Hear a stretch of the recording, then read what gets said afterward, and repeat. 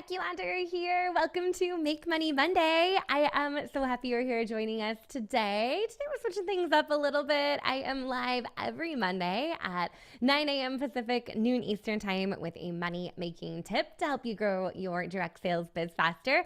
But today we're talking the money side of things. We're talking about tracking our finances, getting ourselves organized, which is perfect timing for two reasons. For one reason, we are stepping into a brand new program that we've developed inside the Modern Direct Seller Academy called the Fall Reset. And I am super jazzed for this. We are going to have weekly challenges and prizes, and we're doing all of those money-making activities we talk about each and every week on these live videos.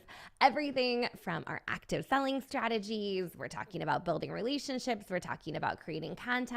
We're actually really talking about just the consistency of it all. If you guys are like me, summer has been a bit of a whirlwind. Here we are 1 week back into the school year. Kids are both in middle school. It's hard to believe. And we're kind of getting back into the rhythm of things. But as we're getting back into the rhythm of things, we're also getting back to business. This is the perfect time to reset your business for the fall, to get consistent, to build those really strong, great habits that are going to launch you into the beautiful fall selling season. So if you need a little bit of a push, a gentle caring push, but one of those pushes that's going to get you going to really make the most of the fall season, you got to come join us in the Fall Reset. You guys are going to love this. It's going to be so much fun. And it starts next Monday. So there is a link right above this video. If you want to sneak in, I'm letting you in for $15. So your first month in the Academy, $15. You can come check it out, see if it's for you, soak up all the training, kickstart your business for the fall, and ramp things up. So that's one reason why money is important that we're talking about today. The second reason is I have an incredible guest hanging out with us on the podcast tomorrow. She is a CPA and a tax strategist and is going to share everything with you when it comes to tax strategy for your business. I think one of my favorite takeaways when we recorded this episode is just the reminder that you truly are a business owner. If you're getting a 1099, you're filing taxes, you have the ability to be smart with how you are structuring your business and what you're using as write-offs and all of those things. I'll leave it there. I don't want to get into all the spoilers for tomorrow's episode, but today I figured we would just do a little bit of a primer, because if you're getting back to business, getting back to school, kind of settling back into all of the things, you may have some tidying up to do. I know I certainly did in my business. I traveled so much this summer that I literally spent last week just kind of taking care of all the loose ends. And I wish I could say that there was like some major heavy lifting and big project-based work that we were doing. But for me, it was like half-finished conversations over here and something that I got left undone over there and a conversation to follow up over here. So I did a lot of tidying up in your business, in my own business. And I know for your business, this is also a great time of year to kind of tighten things up and make sure that you have a process when it comes to your finances. So if you're scrambling at tax season and going through a shoebox full of receipts, I want to share a couple helpful hints for you and a resource that I think you're going to love to really get yourself organized going into the fall, when typically we have more income, but also more expenses as well. So come next spring, your future self is thanking you. So let's get to it. The first thing that I want to mention when it comes to tracking your finances that I truly feel like is the most important thing, if you're going to take one thing away from this, is you got to be looking at your bottom line profit. I know it's fun to be looking at your sales volume. Your company is going to display your sales volume for you in your back office. And that's usually the number that you're working towards. That's the goal that you set, the number that you have in mind every month, which is fantastic. And we also want to make sure we know how much is actually hitting our bank account based on that sales volume. So while sales volume is important, what I care more about for you is how much money you're actually making. So getting really, really clear on the difference between those two numbers is going to be important for you to really, kind of recognize, hey, is this business making me money the way that I want it to, right?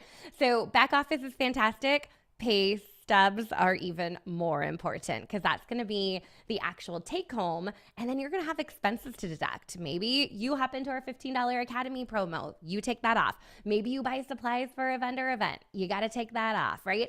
So when we think about the profit in our business, it's not our sales number.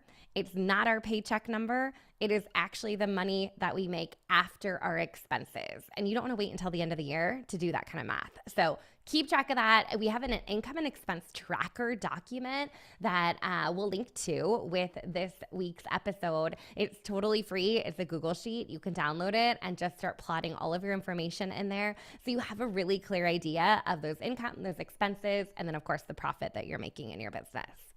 Okay, tip number 2 is that we got to separate out our personal and business expenses. And Kimberly and I talk about this a little bit on the podcast tomorrow, but I actually mentioned something to her about how I just bought myself a new MacBook, which is so exciting. I'm officially a Mac girl on all things.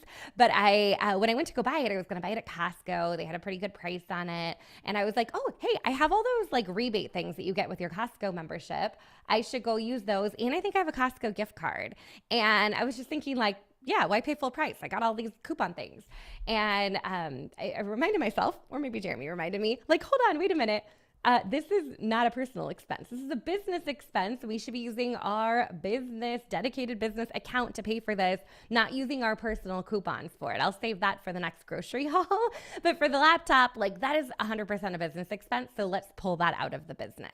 So another great reminder that even if you're just using a separate credit card or a separate checking account for all your business expenses, everything's going to be so much easier on you if they're not mixed in with your trip to Target or your back to school shopping or any of the other things that you're spending money on. Just keep it separate in one account to help you have a better picture of where you're at in terms of your finances. Okay, next tip, and this is easier said than done, but a great reminder, especially if you're kind of like, ooh, I got a lot of catch up to do on finances here in the fall because I traveled during the summer. I went to my conference. There were meals, there were expenses that I got to log or I got to keep track of. So a great reminder to just, if you can, weekly, but if not monthly, reconcile that income and expenses. I know that a lot of people only do this quarterly or maybe annually, but you want to have a good, clear picture of where you're at with your business.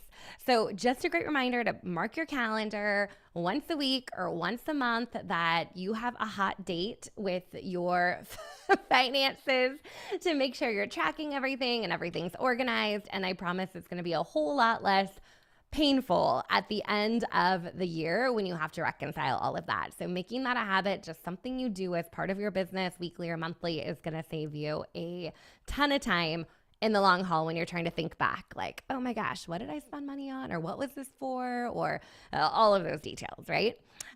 Tip number 4 is don't skip out on mileage. Many of you are doing in-person events. You are driving to vendor events, you're going to pop-up events, you're going out to get supplies, you're meeting people for personal shopping appointments.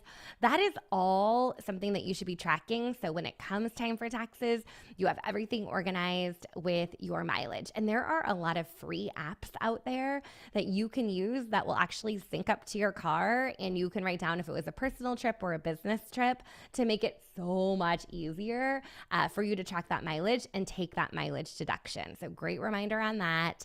And last piece of it is, put it all in one place. So whether you're using like Google Drive or we even have a tax time worksheet that you can reference, make sure that you kind of have everything organized in one folder. So that income and expense tracking sheet, that tax time prep worksheet that we have for you, any of your receipts, anything related to your finances, just put them all in one place, because it's nothing worse than knowing that you did the work, but you can't go find where it is. So keep everything all in one spot. Now, with that said, that was kind of a lot on finance. Like, it was a lot. I know sometimes we start talking about money and people are like, not my jam. I don't do this. But it is a really important part of managing your business. You have to know your numbers to know like how you're doing and where you have room for improvement, and if your business is profitable, or what you need to be doing in order to save on expenses or to increase your revenue. Knowing your numbers is super powerful. It's one of the practices that I recently have gone back to doing every single day. There's been seasons of our business where I'm looking at the accounts and I'm getting updates on it, maybe weekly or monthly. But I'm in a state right now that there are a couple metrics I'm tracking so closely that I'm looking at my revenue, I'm looking at my finances, I'm looking at those reports every single day. And I do believe that when it comes to kind of money mindset and having a big goal in mind, the more often you're looking at those numbers, the more you are aligning your actions with your goal to reach to whatever goal you have related to your finances. So try not to ignore it, even though it's easy to do. It would be a great thing, just like you check your back office numbers, track your actual revenue numbers, your paycheck, and your profit on a regular basis so you can keep working towards those goals you have. So with that said, I'm really excited for this fall reset. Again, it starts Monday. Come jump in with us. We would love to see you there. If you're in the academy, you are already in, and excited for tomorrow's podcast episode where we don't just talk about tracking our finances, but we really get into the tech strategy of being a business owner and all the things that maybe you haven't even thought about when it comes to your business finances. So looking forward to that. I hope you guys have a great day today. I will be back here, same time, same place, next Monday for Make Money Monday, and to kick off the fall reset, where we've added in a bunch of additional co-working time and